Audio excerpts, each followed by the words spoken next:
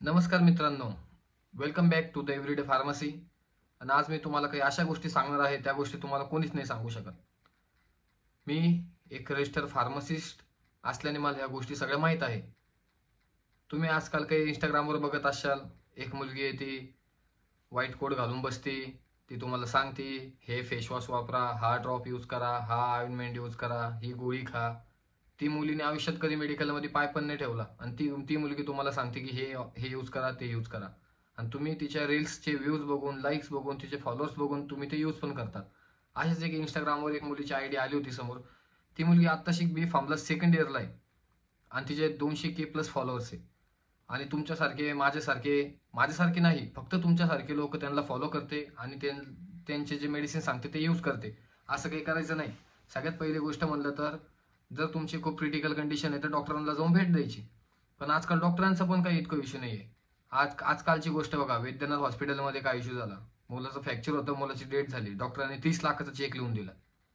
30 लाख भेटले, पण मुलाचा जीव थोडी परत भेटणार आहे. भेटत असेल तर मला सांगा, नाही भेटू शकत. तर त्या मुलीवर मी परत येतो. आता ती मुलगी फक्त बी फार्मला सेकंड इयरला आहे. तिचे 200-250K फॉलोअर्स आहे, 2 लाख 2-3 लाख जे असतील ते समथिंग. पण तिला फार्मसीचं झाटभर बी नॉलेज नाहीये. सॉरी, आता शिवाय बीप करून टाकेन मी या शिवीला. तिला फार्मसीचं काहीच नॉलेज नाहीये, पण तुम्ही तिच्यावर विश्वास करून तिच्या म्हणण्यानुसार तुम्ही मेडिसिन यूज करू लागले. तिला काही मेडिसिनच्या कंपनी येते, त्यांना स्पॉन्सर करू लागले आणि तुम्ही त्यांचं बघून ते यूज करू लागले. असं करू नका. तुम्हाला खूप क्रिटिकल असेल तर डॉक्टरांकडे जा आणि डॉक्टर जे म्हणतील ते यूज करा. घ्यायला तुम्हाला फार्मसीवर जा, नाही तुम्ही माझ्या फार्मसीवर या का दुसऱ्याच्या फार्मसीवर जा, पण स्टँडर्ड घ्या. जेनेरिक घेतलं तरी काही हरकत नाहीये. आणि डॉक्टरांचा पण ह्यामध्ये एक मुद्दा आहे. आता मी माझे ज्या शॉर्ट्स वगैरे इंस्टावर मी रील्स वगैरे टाकतो, तर मला एका डॉक्टरचा मेसेज आला. डॉक्टर फिमेल आहे, स्किनच्या डॉक्टर आहे. त्यांनी सांगितलं की तू व्हिडिओमध्ये नको सांगू हे यूज करा, ते यूज करा. ते म्हणलं का नका सांगू. तर ते म्हणता की तुम्ही सांगता, ते यूज करता आणि ते आमच्याकडे ऍडमिट होता म्हणे, आमच्याकडे त्यांची फी येतात. अरे म्हणलं, जे आम्ही सांगतो ते यूजच नाही करत. जे इंस्टाग्रामवर जे इन्फ्लुएन्सर आहे, 2 लाख 5 लाख 10 लाख त्यांचे सबस्क्रायबर आहे, त्यांचे फॉलोअर्स आहे, त्यांचं बघून ते यूज करता. आमच्याकडे जे येऊन घेतात त्यांना आम्ही व्हेरीफाईडच सामान देतो. तुम्ही जर इकडून तिकडून थर्ड पार्टी वेबसाईटवरनं मागत असाल ह्याचं त्याचं बघून, आजकाल कोणी पण 2 पैसे दिले की एका वेबसाईट एका प्रोडक्ट बद्दल चांगलं बोलतं, पण आपल्याकडे तसं नाहीये. आपण एकदम लिजिट काम करतो. 2 पैसे कमी कमवतो, पण लिजिट काम करतो. एकदम आपण म्हणजे आपल्या कामात आपण वफादार आहे. आणि हे डॉक्टर लोक मला जे बोलू लागले का की तू हे नको सांगू, ते नको सांगू, त्यांना आता मी फक्त एकच सांगतो. तुमचा जेवढा डिग्रीचा, मास्टरचा आणि प्रॅक्टिसचा वर्ष आहे का, तेवढं फक्त आमचा एक्सपिरियन्स आहे. समजलं का मॅडम, समजलं का सर? तर हे मॅसेज त्यांच्यापर्यंत त्यांना पोहोचून जाईल, त्याचा काही इश्यू नाही. पण माझं पण सांगणं तुम्हाला इतकंच आहे की तुम्ही जर काही यूज करत असाल तर पहिले डॉक्टरांना दाखवा. पण डॉक्टर पण कसे एकदम लिजिट बघा. काही काही डॉक्टर काय करतात, 30,000च्या ऑर्डरसाठी 3,000चा चेक घेतात आणि फार्मसीला सांगतं की भाऊ ह्याची ऑर्डर टाका. तर लास्ट टाइम मी एका दवाखान्यामध्ये होतो, त्या दवाखान्यामधला माझ्यासोबत झालेला सीन आहे. मी तिथं फार्मासिस्ट म्हणून होतो, ॲज अ फार्मासिस्ट होतो. पूर्ण फार्मसी एकटं सांभाळायचो. एक MR येतो, मार्केटिंग रिप्रेझेंटेटिव्ह येतो. तो डॉक्टरांना भेटतो, डॉक्टरांना सांगतो की सर मंथ एंड आहे, आमची एवढी ऑर्डर टाका, आमचं टार्गेट कम्प्लीट होईल. तर डॉक्टरला मग तो देतो 3-4 हजाराचा, 5 हजाराचा, 6 हजाराचा चेक देतो. लगेच डॉक्टर फार्मसीला ऑर्डर देतो की बोटा 50 हजाराची ऑर्डर. आता तो घेतो 5 हजार, फार्मसी टाकतो 50 हजाराची ऑर्डर, पण 50 हजार फार्मसीला खेचून द्यावं लागते ना. आणि तेवढा माल तिथं पडतो ना. ह्याचं काय. आता ह्यावर बोलायला गेलं तर खूप काही आहे माझ्याकडे. आणि आता माल प्रॅक्टिस वगैरे तर तुम्ही ऐकलंच असेल, माल प्रॅक्टिस आता बंदच होणार आहे.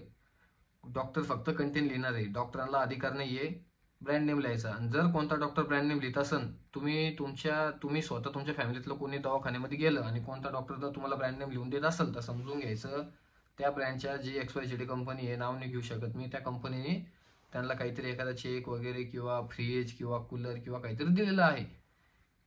हे समजून घ्या.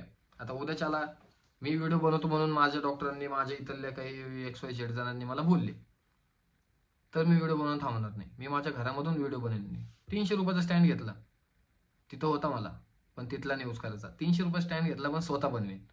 आणि अशाच व्हिडिओ माहितीसाठी फॉलो करा, सबस्क्राईब करा, इंस्टाला पण हे करा. आणि तुम्हाला तुमच्या तब्येतीसाठी मी खूप चांगले चांगले गोळ्या औषधं सांगेल, ज्या गोळ्या औषधं बिना डॉक्टरच्या प्रिस्क्रिप्शन शिवाय मी तुम्हाला देऊ शकत नाही त्या मी तुम्हाला प्रिस्क्राईब करणारच नाही. पहिली गोष्ट तर मी फार्मासिस्ट आहे, मला 7 ते 8 वर्षाचा एक्सपिरियन्स आहे, माझ्याकडे रजिस्टर आहे, मी रजिस्टर्ड आहे, माझ्याकडे लायसन आहे. तुम्हाला आता पुढच्या व्हिडिओमध्ये मी सगळं दाखवलं. वाटलंच तर कोणताही डॉक्टर मला बोलू शकत नाही की तू प्रिस्क्राईब करू नको.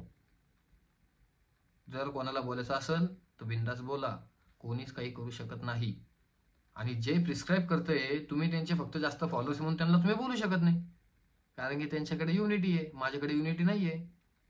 त्याच्यामुळं कधी पण आहे ना, माणसाने प्रामाणिक राहा, प्रामाणिक वागा, गरिबांचा जीव घ्यायचा नाही. गरिबाकडून 5-10 रुपये कमी घ्या, पण गरिबांना तशी सोय द्या, अशी माझी इच्छा आहे. इथून समोर मी माझं लवकरात लवकर एक आउटलेट पण टाकणार आहे एव्हरीडे फार्मसीच्या नावाने, फ्रँचायसी देणं पण चालू करणार आहे. त्यासाठी तुम्ही कनेक्टेड राहा. जसं माझी मेन ब्रांच आता चालू आहे, माझं थोडं प्रोसेसमध्ये तेवढी मेन ब्रांच पडली की मी लगेच फार्मसीचे आउटलेट. डिट्टो वेलनेसचं मार्केट आपल्याला खायचं आहे. हे मी नाव घेतलेलं पूर्ण बीप करून टाकल, तुम्ही समजून घ्या फक्त मी कशाचं नाव घेतोय. महाराष्ट्रामध्ये, मराठवाड्यामध्ये, भारतामध्ये आपली फ्रँचायसी वरती आलीच पाहिजे, कारण की आपण तिथं पैसे नाही कमवणार, आपण तिथं माणसं कमवणार आहे. माणसं कमवण्यासाठी आपण हे सगळे करू लागलो. बाकी पैसा काय, माणूस पैसा वरती नेत नाही. तर अशाच माहितीसाठी जुळून राहा आणि मी तुम्हाला नवीन नवीन अपडेट देत राहील. आणि डॉक्टर लोकांना सांगतो की तुम्ही तुमचे पेशंट बघा आणि तुम्हाला 2 पैसे कमी कमवा, मी सांगतो, पण पेशंटची काळजी घ्या. आम्ही फार्मसिस्ट आहे, आम्हाला जास्त कमवायची इच्छा नाही, पण जेवढं कमवतो आम्ही तेवढ्यामध्ये सुखी राहतो. अशीच माहितीसाठी सबस्क्राईब करा. नमस्कार.